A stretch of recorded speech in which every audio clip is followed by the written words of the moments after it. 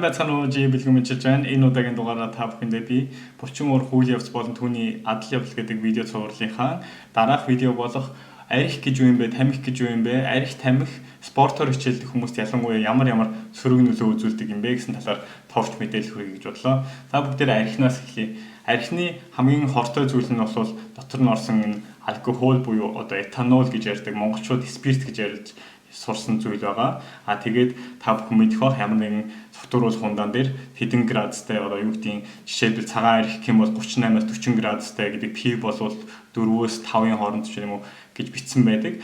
Тэр нь бол яг ерөнхийдөө бол градус биш, уг нь бол хэмжээний хувь гэсэн үг. Одоо жишээлбэл та 40 градустай одоо цагаан арихнаас жишээлбэл 100 граммыг одоо 100 мл-ийг уух юм бол тэрнийх нь хэмжээнийх нь 40% нь одоо 100 мл-ийн 40% нь гэхээр 40 мл нь цэвэр спирт болж таарж байгаа гэсэн үг. Тэгэхээр ерөнхийдөө маш их алкогольных нь хэмжээ маш их өндөр байгаа гэдэг нь ойлгомжтой байна. За тэгээд яг алкогол гэдэг одоо энэ этанол гэж ярьдаг энэ зүйл болохоор биед яг ямар сөрөг нөлөө үзүүлдэг гэдгийг та бүхэндээ би товч хэлье. Нэгдүгээрт алкогол уусны дараа хүний биед кортизол буюу одоо бидний өмнөх хичээлдэр бас ярилцсан стресс гормоны хэмжээ маш ихээр ялгардаг. Стресс гормоны хэмжээ ялгархаар хүний биед тестостероны хэмжээ автоматар буурдаг. Тэрнээсээ гадна булчинг бас нурааж одоо булчингаа энерги болгох явц кортизолоос үүсдэг болохоор кортизолын хэмжээ спорт хичээлдэг хүмүүс ялангуяа маш бага барихыг хичээдэг. Тэгэхээр нэгдүгээрх нь бол маш буруу одоо юу гэдгийг стресс гормоныг аль болох биендээ үүсэхгүй байхыг хичээдэг хүмүүс арих уух юм бол шууд стресс гормон үүсдэг болохоор их буруудна гэсэн үг. Хоёрдугаар өсөлтийн гормонуудын ялгаралт зогсдог. Тийм болохоор одоо юу гэдгийг өсвөр үеийнхэн ялангуяа их арих уух юм бол арих тарс хэрэглэх юм бол өсөхөө болдог гэж бид нар багаас дандаа сонсч ярьдаг байсан. Тэр нь бол үнэхээр үнэн. Яагаад тэгэхээр өсөлтийн бүх гормонууд арих уусан үед эсвэл арих байн уугаад байх юм бол ялгархаа болдог гэсэн үг. Одоо би ялгаруулахаа зогсооно гэсэн үг. Тэрнээсээ болоод булчингийн нөхөн сэргээлт маш удаан явагдана. Үүнээс гадна өөхний бодисын солилцоо зогсно гэсэн үг. За 3-дугаарт нойр муудна. Нойр муудна гэхээр сайн унтаж амарч чадахгүй, унтаж байгаа ч гэсэн сайн амарч чадхаа болдог гэсэн үг. Тэгэхээр хүн спортоор ялангуяа хичээлдэг хүмүүс унтаж байхдаа энерги нөөцөж авах, бас булчингаа нөхөн сэргээх бүх энэ процессуудыг унтаж байхад явагддаг. Ялангуяа унтаж байхад бас тестостерон гормон ялгардаг. Тэгэхээр сайн унтаж чадахгүй байна гэхээр эдгээр нь бас л бүгдээрээ муудаж байна гэсэн үг. 4-р 1 грамм алкогол буюу одоо спирт нь 7 калоритой. Тэгэхээр бас нэлээд их өндөр калоритой илчлэг ихтэй ундаа болж таарч байна гэсэн үг. Тэгээд тэрнээсээ гадна хүн хэрвээ спирт юм уу алкогол хэрэглэх юм бол хүн тэрнийг биендээ тээж хадгалж чаддаггүй. Одоо өөрөөр хэлбэл нүүрс усыг гэхэд би та бүхэндээ хэлсэн байгаа.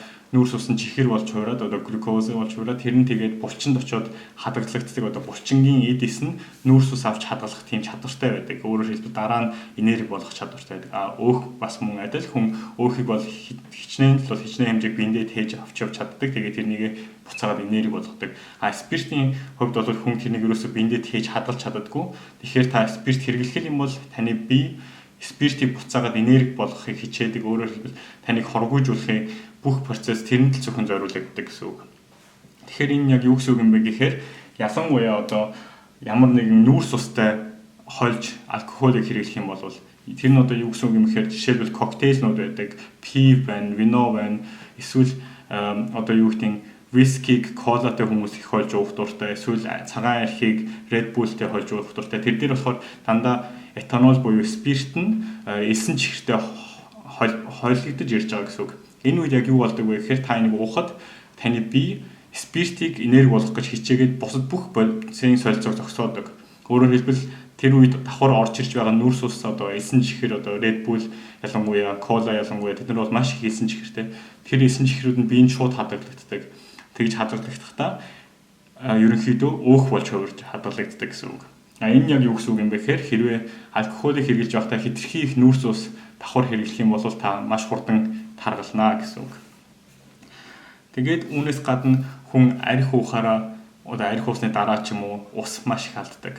биенээс хөлдөрч одоо ялангуяа тэр хоргоожуулж байгаа процессоос болоод маш их ус алддаг. Тэр усаараа дамжуулаад хүн маш их минерал алддаг. Ялангуяа натрий, калий, өшөө усаар усан шингэдэг витаминууд байгаа. Одоо витамин С, маш бид тэр бүхэн хүн хөлсөөрөө маш их алдна гэсэн үг. Тэгээд ерөнхийдөө энэнийх нь үр дагавар нь юу юм бэ гэхээр хүн хэрвээ ус багдах юм бол хүний биеийн ерөнхий хүч тэнхээ маш их мууддаг, бодисын солилцоо бас мууддаг гэсэн үг. Тэгээд үүнээсээ гадна хүн одоо юу гэдэг жишээ нь өнөөдөр та гадуур шоудаад маргааш нь одоо хэтэрхий их арх хэрэглчихэд маргааш нь фитнестэй орох гэж хичээх юм бол тэр өдөрөө та ерөнхийдөө бэлтгэл хийх юм бол гэмтэл авах аюул маш их байгаа гэсэн үг. Ягаад тэгэхээр булчин нь ус гүйдсэн байгаа нэгдүгээр, хоёрдугаар минерал нь дутагдсан байгаа, гуравдугаар витамин дутагдсан байгаа. Тийм болохоор шоудсны маргаашийн өдөр бол зүгээр хөнгөн гүйх ч юм уу эсвэл баг зэрэг хөлрөх тиймэрхүү процесс орно гэхээс хүнд дасгал хийгээд хэцэж хэрэггүй гэж зөвлөмөр байна. Хүнд дасгал хийх юм бол булчингийн өрөвсөл авах, булчингаа гэмтэх янз янзын тийм аюултай холбогдолтой гэсэн үг. Тэгээд хамгийн сүүлд нь ерөнхийдөө хэлэх юм бол арх бол ерөнхийдөө хүний биеийн ерөнхий дархлааг маш муудуулдаг. Энэ нь болохоор мэдээж минерал алдсан, витамин алдсан, бодисын солилцоонууд зогссон бүх юмтай холбоотой гэсэн үг. За бүгдээрээ тамхины талаар одоо товчхон ярив. Ерөнхийдөө тамхи нь хүн болгонд маш хортой зүйл гэдэг нь ойлгомжтой байх. Одоо юу гэдэг нь уушгинд муу, тэгээд судсыг хатууруулдаг, бөглөрүүлдэг, цусны даралтыг гисгдэг, тэрнээсээ болж хүмүүс харавдаг, тэгээд уушгины хавдрын аюултай, тэрнээс гадна өшөө өргүйдэх ч юм уу маш их олон сөрөг талууд бол тамхины тал дээр ярих юм бол маш их байдаг. Тэгээд ялангуяа фитнесээр хичээлдэг хүн болгон ерөнхийдөө бас юун дээр анхаарах юм бэ? Яг сөрөг нөлөө нь юу юм бэ гэх юм бол тамхи татах юм бол булчин ерөнхийдөө нурдаг. Энэ бол яг яаж нурд юм бэ гэхээр тамхи татснаасаа болоод хүний биед байдаг миостатин гэдэг энзим байдаг. Тэр миостатин гэдэг энзим яг яад юм бэ гэхээр тэр нь булчингийн өсөлтийг одоо өөрөөр хэлбэл протеин синтез гэж ярьдаг.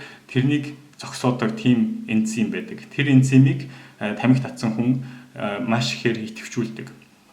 Тэгээд үүнээс гадна тамхи татдаг хүмүүсийн цуснд байгаа хүчил төрөгчийн хэмжээ маш бага байдаг. Тэгээд та бүхэн энэ цувралын өмнөх видеогоос үзсэн баг. Одоо судас гэж юу юм бэ? Судасны үйлчлэг нь яг юунд байгаа юм бэ гэд тэр дээр би хэлсэн. Булчин ажиллаж байхдаа маш их хүчил төрөгч шаарддаг. Тэр хүчил төрөгч нь уушгинаас ирдэг. Тэгтэл хэрвээ уушиг нь тамхинаас болоод хүчил төрөгч маш багатай байх юм бол биенд цусны хүчил төрөгчийн хэмжээ маш бага байна гэсэн үг. Тэрнээсээ болоод таны булчин хангалттай хүчил төрөгчөөр хангагдахгүй байгаа болвол таны хүч тэнхээ муудна, эсвэл 100% хүчтэйгээр бэлтгэлээ чадахгүй болно гэсэн үг. Тэгээд үүнээс гадна дахиад давхар хэлэх юм бол тамхи татдаг хүний өөхөө хайлуулах процесс илүү удаан байдаг жирийн хүнийхээс. Энэ нь яагаад тийм бэ гэхээр өөх хайлах нь бол бета оксидation одоо өөрөөр хэлбэл бета эсэлдүүлэгч гэдэг тийм химийн процессор өөх нь эсэн чихэр болж хувираад тэгээд эсэн чихэр нь энерги болж гадагшилдаг. Тэр нь бол өөх хайлах процессыг ярьж байгаа. Энэ тал дээр би бас нэг видео хийсэн байгаа. YouTube дээр та бүхэн хараарай. Өөх хайлуулах яг яаж ажилладаг. Одоо өөхөөс яаж энерги болох уу, нүүрс усаа яаж энерги болох уу гэдэг тал дээр би нэг видео хийсэн байгаа. Та бүхэн тэрнийг үзээрэй гэж зөвлөмөр байна. Тэгэхээр дахиад автаад хэлэхэд өөхийг хайлуулах энэ одоо химийн процесс маш их хүчил төрөх шаарддаг. Гэтэл та хэрвээ тамхи татаад цуснаа хүчил төрөгч маш багатай байх юм бол та энерги өөхнөөсөө гаргаж чадхаа болно гэсэн үг. Өөрөөр хэлбэл булчин нурна, булчингаас энерги аавна, эсвэл нүүрс усаас аавна гэсэн үг. Тэгээд ерөнхий хүмүүсийн ерөнхий бодол бол уг нь бол тамхи татдаг хүмүүс туранхай байдаг, эсвэл тамхи татхаа болохоор хүмүүс таргалдаг гэж ярьдаг. Энэ болохоор яг өөх хайлуулахдаа энэтэй болохоор яг эсрэг болоод байгаа болохоор энийг жоохон тайлбарлая гэж бодлоо.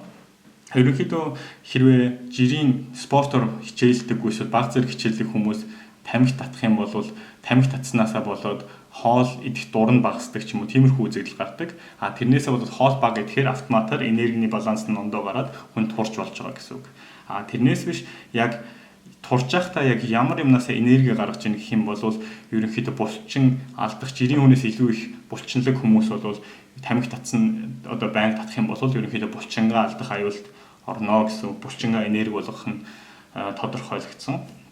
Өөхөө хайлуулж чадхаа болно гэсэн үг. Тэгэхээр хүний бие бол тийм нэг хоёрын хооронд өөх ихтэй, булчингүй, онцгүй, галбиргүй бие болж хувирна гэсэн үг эцэст. Тэгээ энэний тал дээр бас нэг судалгааны талаар ярих юм бол саяхан Америкт нэг судалгаа явагдсан байсан. Нийтдээ 40 хүнийг аваад 20-20 хуваагаад ижил насны тэгээд эрэгтэй эмэгтэйгээр яг 50-50%-аар тэгээд тэдний тал нь өдөр болгон 20 ширхэг тамхи татаад 30 хоног, нөгөө тал нь болохоор тамхи татахгүйгээр 30 хоног бэлтгэл хийсэн. Хоёулаа бэлтгэл хийсэн. Гэхдээ нэг нь тамхи татсан, нөгөөх нь тамхи татаагүй. Тэгж байх явцдаа одоо булчингийн гол эд үүсвэр болох одоо та бүхэнд эхний видео дээр хэлсэн булчин бол протеинээс үүсдэг. Одоо уургнаас болохоор амино хүчлээс үүсдэг. Тэр амино хүчлүүдийн хамгийн гол нь BCAA гэдэг амино 3 хүчил байдаг. Тэр нь болохоор яг булчин үүсгдэг. Тэр 3 BCAA гэдэг амино хүчлийнх нь хамгийн гол нь болохоор лейсин гэдэг амино хүчил байдаг. Тэр нь бол ерөнхийдөө булчин үүсгэх гол үүсвэр гэж ярьдаг. Тэр лейсин гэдэг амино хүчлийг нь болохоор тэр хүмүүс өгөхдөө цацраг идэвхтэйгээр өгсөн байгаа. Тэгэхээр өөрөөр хэлбэл тэр лейсин гэдэг амино хүчлийн тэмдэглэсэн. Тэгээд хүмүүс тэр BCAA бэлтгэлийн дараа уухад тэр лейсин булчин болж одоо хадрагдсан байгаа 30 хоногийн дараа. Тэгээд хүмүүсийг нь шалгахад одоо цацраг идэвхтэй ямар хүн илүү их цацраг идэвхтэй байна вэ гэсэн чинь 30 хоногийн дараа тамхи татдаг хүмүүс бол маш бага хэмжээгээр тэр лейсинийг бидэд хадгалж чадсан байгаа гэсэн үг. Тэгэхээр өөрөөр хэлбэл юу гэсэн үг юм бэ гэхээр булчингаа нэг их өсгөж чадаагүй байна гэсэн үг. Харин тамхи татаагүй хүмүүс нь хамаагүй их илүү лейсин бидэд хадгалж чадсан. Өөрөөр хэлбэл хамаагүй ихээр булчингаа өсгөж чадсан гэдгийг баталгаажуулсан. Энэ нь болохоор яг тэр тамхи татах юм бол биед байдаг тэр миостатин гэдэг энзимийг идэвхжүүлснээсээ болоод булчингийн өсөлт, булчингийн нөхөн сэргээлт гэдэг зүйл нь зогсдог. Тэр процессыг зогсоодог тэр энзимийг идэвхжүүлсэнтэй холбоотой гэдэг нь батлагдсан. Тийм шинжилгээ ухааны судалгаа саяхан гарсан байгаа. За тэгээд та бүхэндээ мэдээж би хэлэхэд бүгдээрээ залуу улсууд байна, мэдээж хаяа нэг шоудах ч юм уу гадуур дотор гарах найз нөхдөдтэйгээ мэдээж зөвхөн бид нар ямар өдөр болгон дахианыхаа махаа идээд бэлтгэлээ хийгээд өөр юм хийхгүй найз нөхдөхгүй болоод яваад байхгүй мэдээж хорой хаяа нэг гарах шаардлага гарч л таараа.